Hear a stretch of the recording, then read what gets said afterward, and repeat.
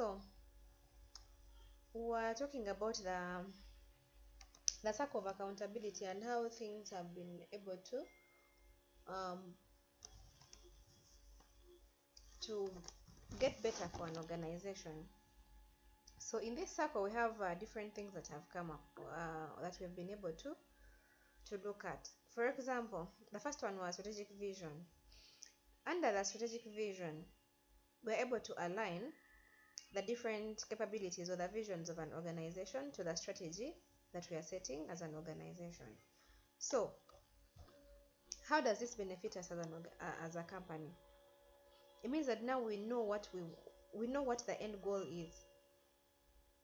If we are all aiming at one particular item, it means every single plan that we're trying to put in place, it should be able to align to the end goal. If we are saying that maybe the main goal is improve customer satisfaction, what are we planning today that we can be able to improve that? Is it having customer feedback? Is it having proper someone attending properly to the client as they come to the office? Is it having a good product that is being produced that can be able to solve their problem or be able to serve them to their satisfaction? So now as you're setting these different plans, their main aim is to be able to come to the achievement, or they should be able to align with a vision that has been set. Then we have people, processes, and culture. Here the internet helps us in having a practice that can be shared across in the people, in the processes that we are implementing, in the culture of the organization, so that we can be able to come to one ultimate goal. We also have risk and compliance. Under risk and compliance, we ensure that the different risk professionals can be able to collaborate with the technology team to govern the artificial intelligence. We're able to identify which risks do we have, which risks are likely to come up from the previous history, what risks were arising in this particular period, how can we have them mitigated, what can we transfer, what risks can we avoid. So it helps you to be able to assess and have in place compliance strategies. It also helps us in investment financing. Well, like we know, investment has a lot of uncertainties that come along with it. We're not sure of the outcome for different investments. Also, we have having different financial flexibilities. But when we have internet in place or technology in place, it's much easier for us to do much research. We can access different platforms. We can be able to read as much as we can, so that we have we make informed decisions as we're trying to check what can we be able to invest in, what can we give more allocation, what can we reduce the allocation of funds, so that we can be able to have a profitable investment portfolio. Then lastly, we have data governance. In data governance, what are we looking at? So here we make sure that the ethical use of the artificial intelligence and the compliance with the legal requirements are in place. If we've said this is going to be our procedure as an organization, our ethical code is this, we can have this implemented by the use of technology or artificial intelligence, which would be much difficult or different if we're using the traditional way of doing things. So that's what the circle talks about, how it helps in the accountability. Any questions? Are we okay?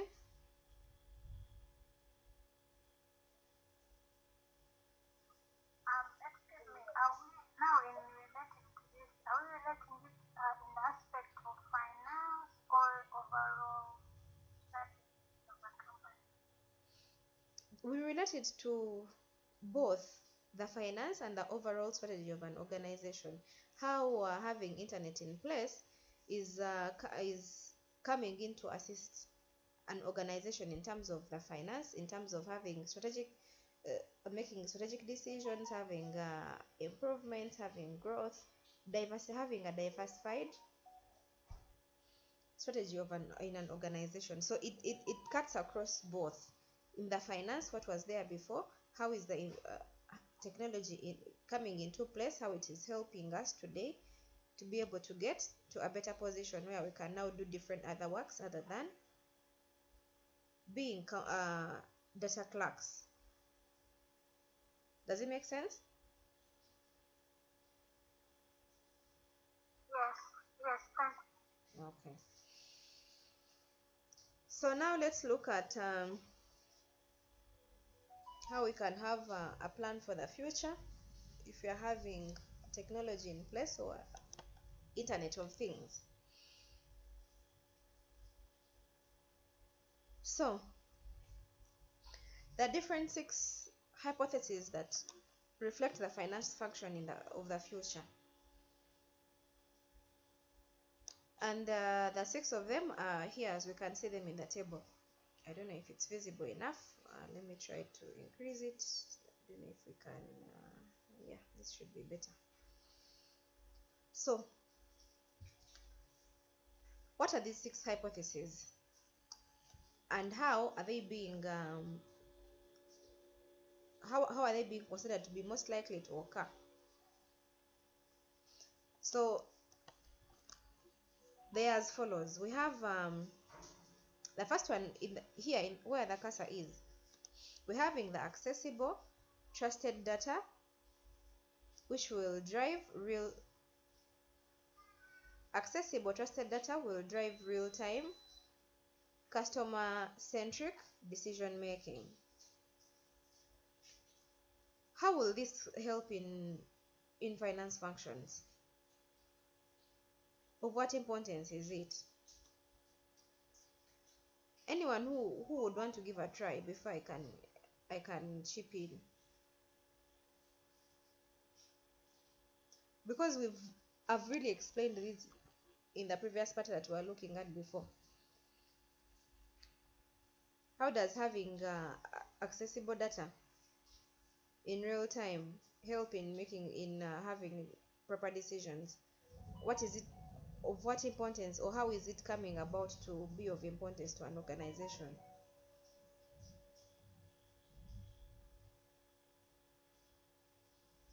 Anyone, please?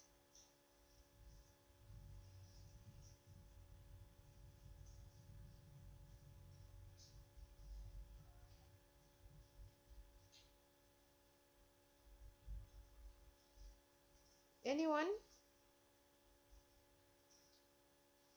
Please unmute and tell us. Let me not be the only person that is talking in the class, because I've explained these same things when I was talking about the importances or the functions.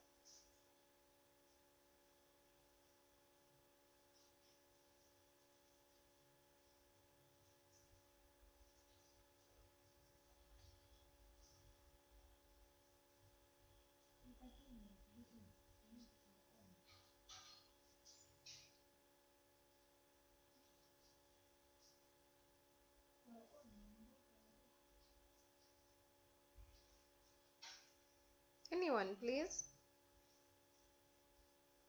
Okay, Jane, can you please tell us something? What do you think?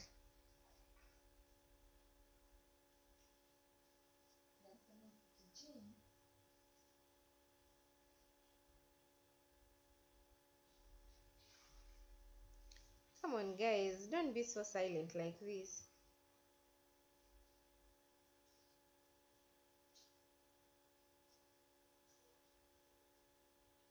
Anyone?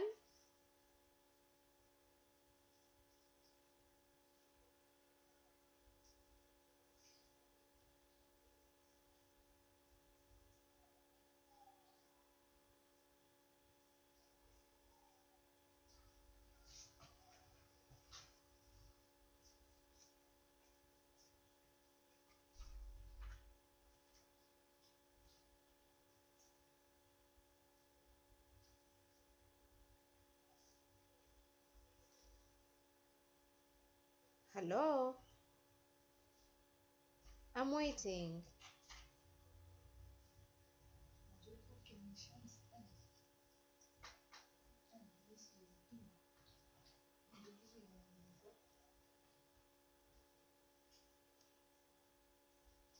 Patricia, what do you think?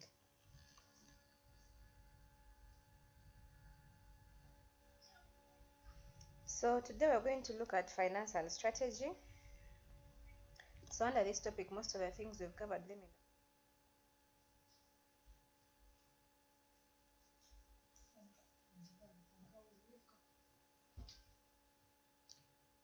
in. Am I speaking to myself or?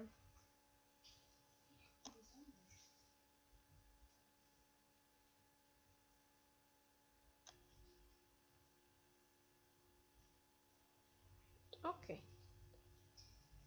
Is it that we did not understand the first part of the context that I was explaining? Or is it the fear for unmuting and speaking? I want to understand at this pace because I've explained the same things at the start. I don't know why it's very difficult now for someone to give us what they think, because now this is almost like re-explaining what we've covered.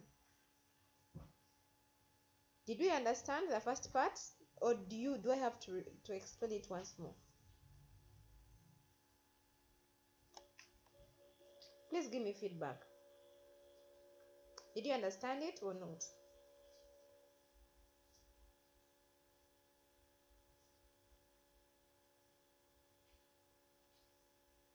Hello?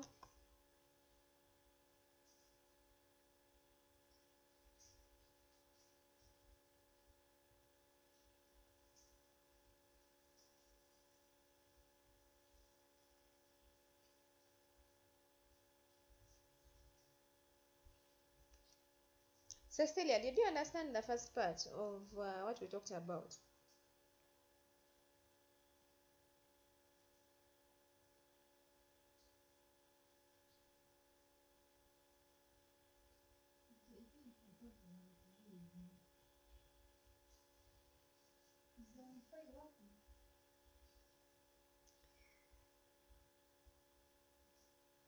Madam Nagai, did you understand?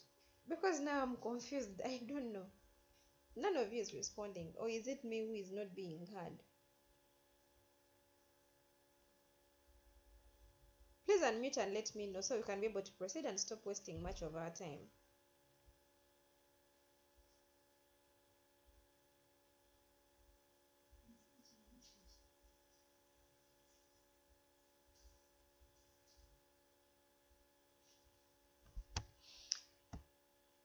Oh, quite disappointing, but anyhow.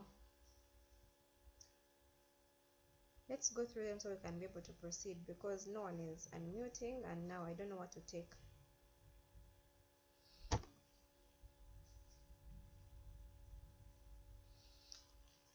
So,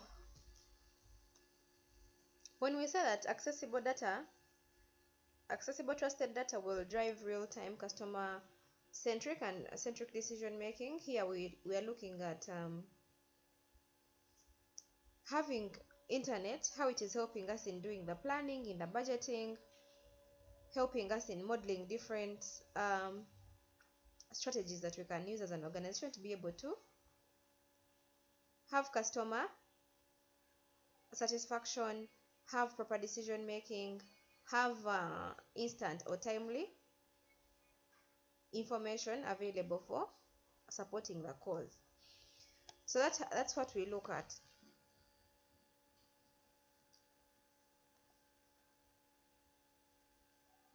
Then we have the trusted data that will be open and accessible across the organization. Like we said, this information, with the help of technology, we have blockchains that are in place.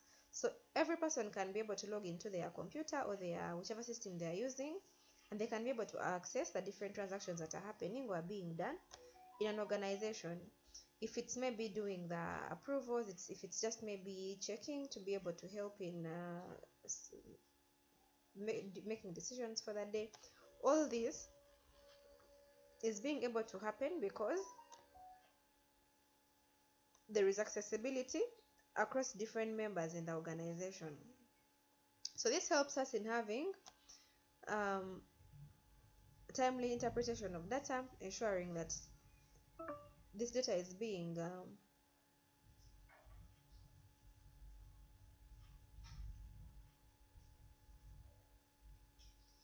ensuring that this data is being internalized, and we can be able to continuously have in place internal controls of trying to develop technology, controls with the help of technology, and ensure that they are put, they can be supported, or they can be changed on a day-to-day basis based on anything that they would want to improve. Then we have the finance teams being able to spend more of their time on generating insights rather than being data clerks or inputting information. So now, unlike before, whereby we would have to do all the data punching in, now we can be able now to uh, have this data put in by the different people who are accessing the system, be it the sales people, be it the procurement people. They can be able to put in, punch in what they are selling, what they are procuring, what are the costs. If they've received cash, they can be able to also have a chance to put in that information. So it means that at the end of the finance department, we have other things now that we can look at. We can be able to do uh, report generating. We can be able to focus on things like analyzing data, analyzing markets, seeing our competitors, what they are doing, and be able to advise the organization on which decisions to make or what things to focus on to be able to achieve their targets. And then we have traditional finance roles disappearing, and new roles and skills or career path being needed or being integrated into an organization. So our main role as the finance team now will not only be to input the data. Now we can be able to do other things as the data systems have been automated and can be able to be completed on time by the system. So now we have more time to be able to improve other skills that we as the finance can be able to bring on table. Things like analyzing data, things like advising, things like checking different other things other than data input by the team. Then we have the finance function, which will be virtual. Like I said, I gave an example of assuming a day where the finance manager has gone on leave and no one is being able to access the information in regards to maybe the transactions for that day. No one can be able to make a decision based on, let's say, the program for what to be done today, what to be done tomorrow. So that was extremely difficult. But now we can be able to even give virtual assistance.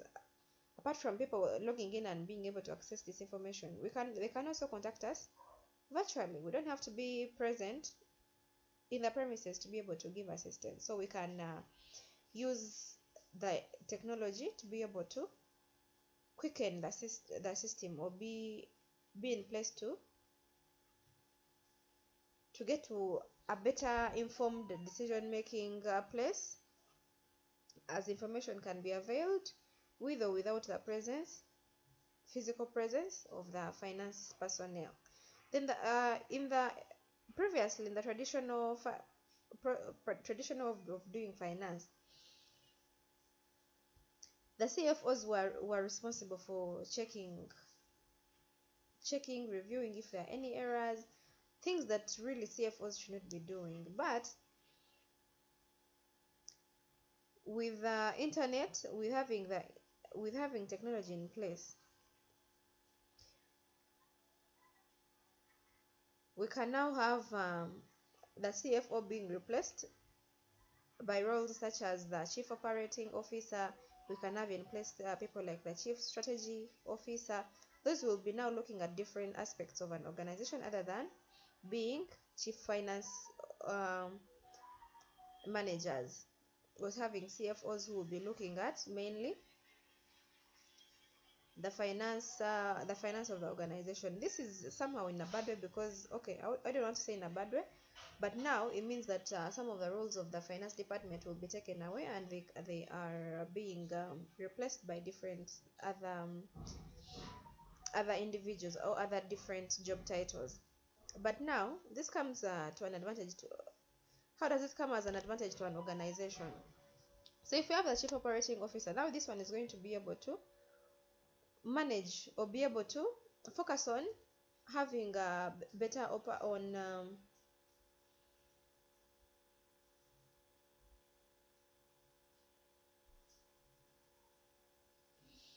they can be able now to focus on the different operations of an organization, see what operations can be improved, or different strategies being set, following them continuously, ensuring that they are able to achieve the main intended goal for the organization.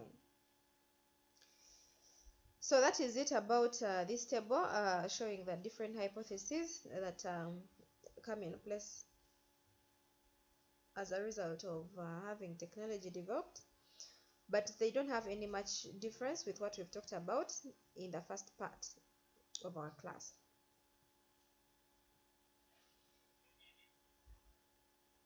Are we together now?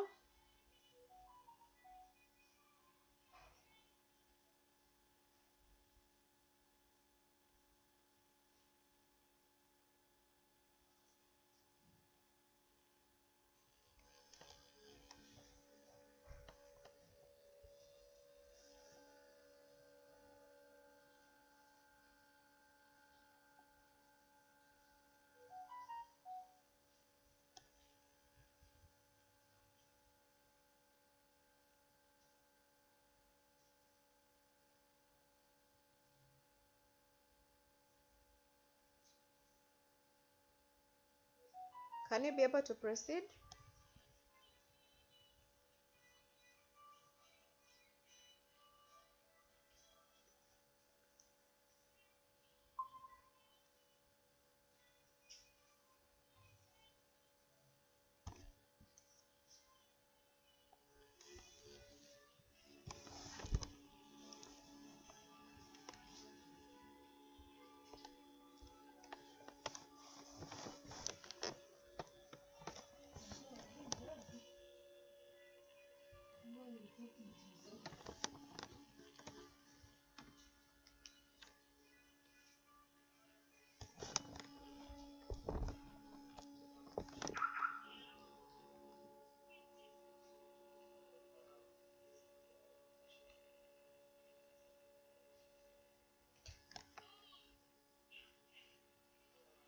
Okay, let's continue and look at business partnering.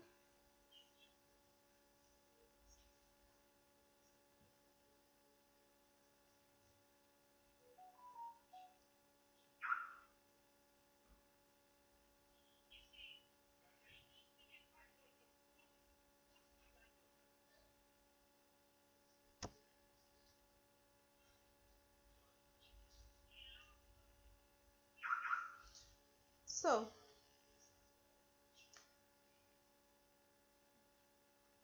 under business partnering, here we have finance professionals or finance personnel having to participate in the management of the businesses. So that was how the business partnering comes in place. So they are more like business partners, or we can also refer to them as business advisors. So here the finance employees,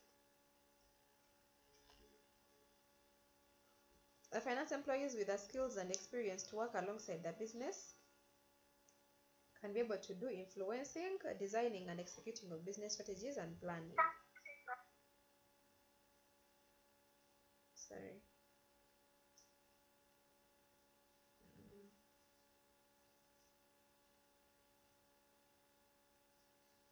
Let me try to unshare and reshare.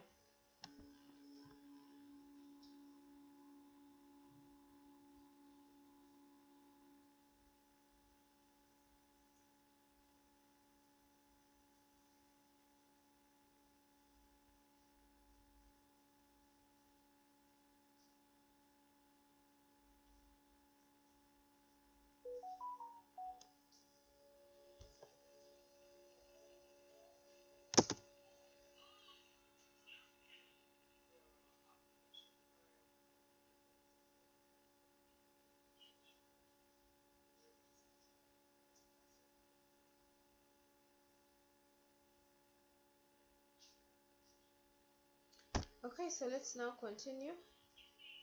You can see the screen.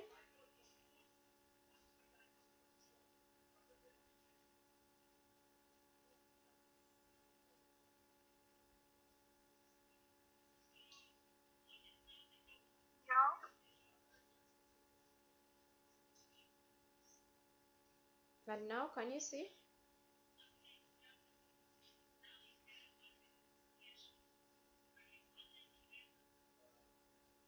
You can now see the screen.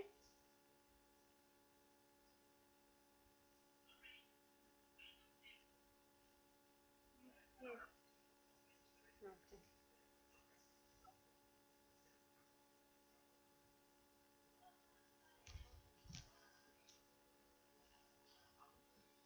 So now the finance members can now be referred to as finance advisors, as well as business partners, because now they're going to participate in the influencing, in the designing, or even also executing the business strategies and plans.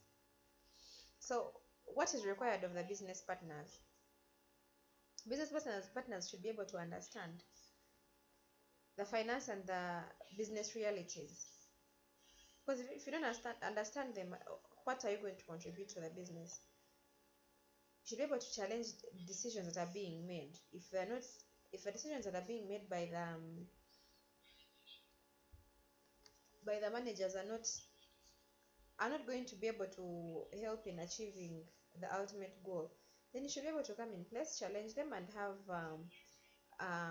have them to make now better informed decisions to be able to achieve the set goals or achieve the vision of the organization. So now the finance members will be more like the business consultants, or they will be giving much more support to the organization as partners.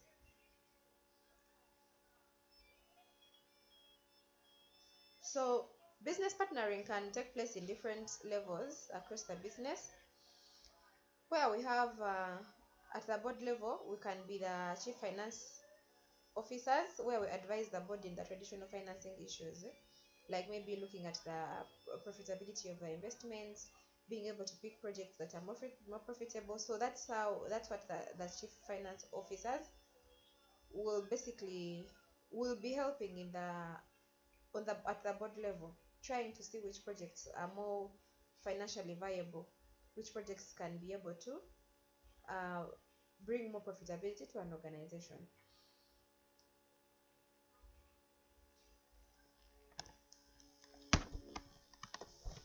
Just a second.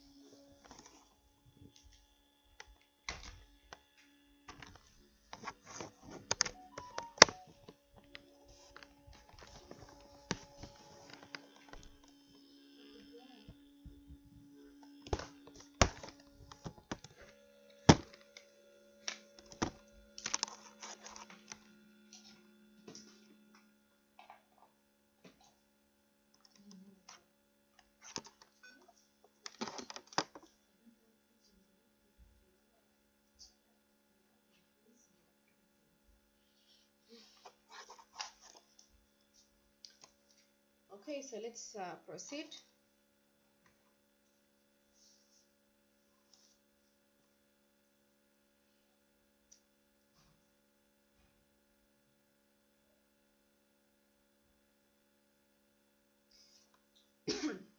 So when we're not at the board level now, different in different organizations now,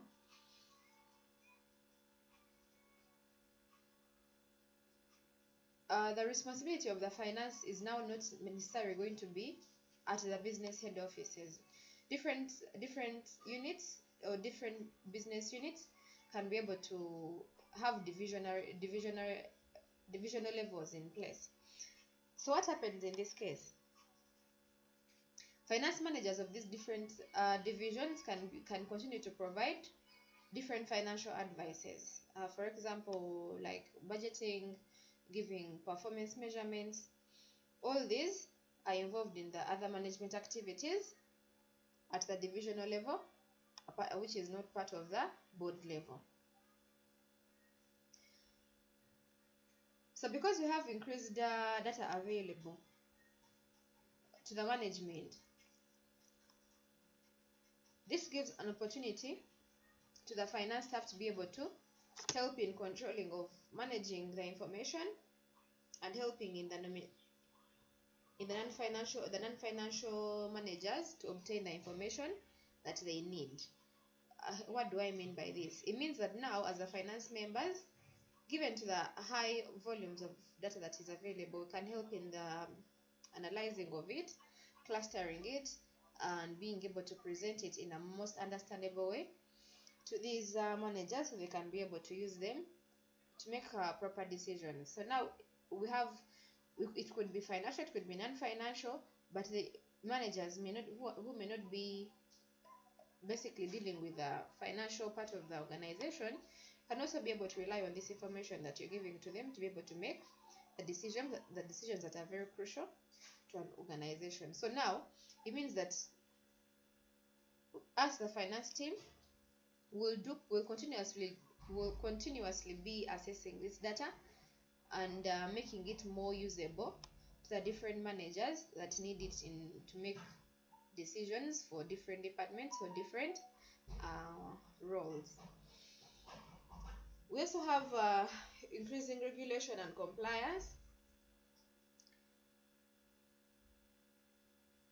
For example, in the corporate governance and risk management for an organization, we as the finance members will be considered to be within the remit of the finance function.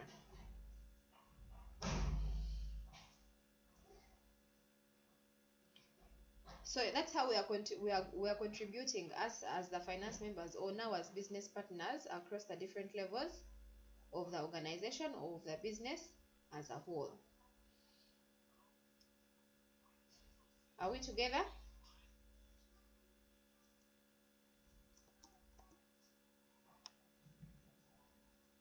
Are we?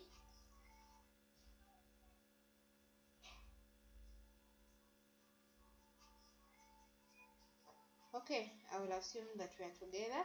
Now let's continue now to outsourcing.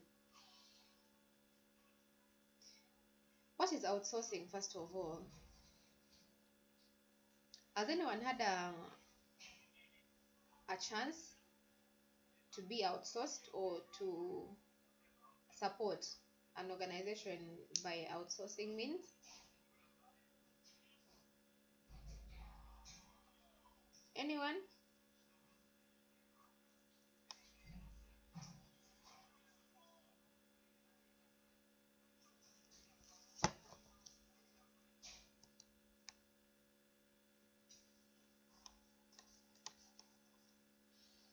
So what is outsourcing? With outsourcing, let me give an example so you can understand it much better. We could be a company that has it is offering financial services. Maybe do it auditing, do it financial management, do it proper financial analysis. So as an organization, you could not be interested in recruiting finance personnel, or maybe you have finance department but you will need someone to come in and advise. So instead of recruiting that person to be in the company and they're taking monthly payments, you could outsource and say, this company that's in charge of offering financial services, please give us one person to come and assist us in the decision making process, understanding our data and being able to maybe get to a better investment strategy that we are looking forward to. So that's what outsourcing is about. A small business can be able to outsource a finance function. Even a big business can be able to do outsourcing for as long as they feel they may not need to have in place maybe someone. Actually, it can even be someone constantly being in an organization. You can say we're going to outsource a finance manager to be able to run us for the next 5 years. So if you're not interested in looking, you don't want to take more risks of doing recruitment, getting the wrong personnel on the panel or in the organization, yet the job is critical. So you can use now a better established organization to be able to give you such support. So what are the advantages of doing outsourcing? We have low costs, because now you're not going to do constant employing of a full-time accountant. This person can come in, do the work maybe for a month or 2 months or a quarter, and then they can get back to their parent company. So it means now we'll have low costs compared to the salaries that we'll be paying to these full-time accountant members. Then it also helps in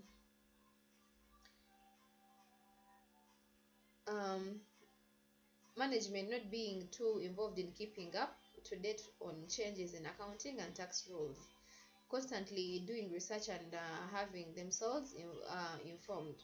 But now if you have an outsourcing option, this person will come in when they know what is supposed to be done, and they will educate you, give you the different options, and then you can be able to decide and do the proper maybe tax, doing the tax procedures, do the proper accounting.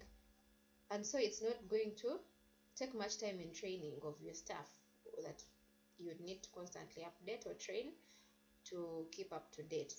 Then management can also concentrate on other different activities in the business without becoming involved in managing finances, because now the finances are being managed by a different individual. They can focus on other things that could be of more importance to them. However, there are also other disadvantages that we face when you do outsourcing.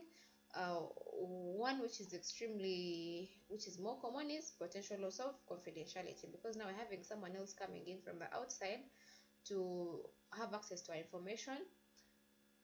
We don't know how much confidential. Yes, we could have confidentiality agreement signed, but of course now you're exposing your information to a third party. Then we could also have a challenge of delays in receiving management accounts and other useful management functions in case there are delays from the outsourcing company. We can also have a loss of potential available resources as a result of outsourcing these members to come and give us assistance on just a few areas where we need guidance and help.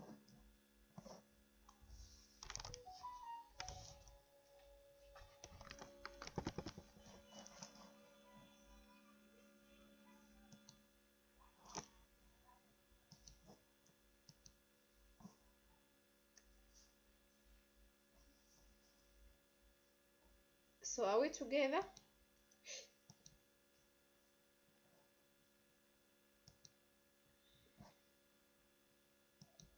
Can you be able to proceed?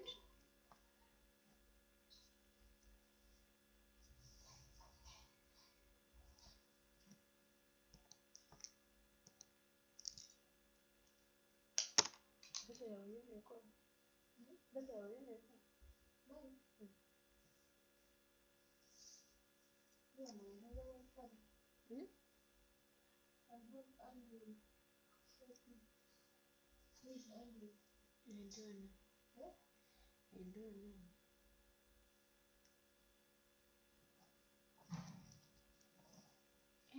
I'm sure the students are not in class. Naona aragamuka.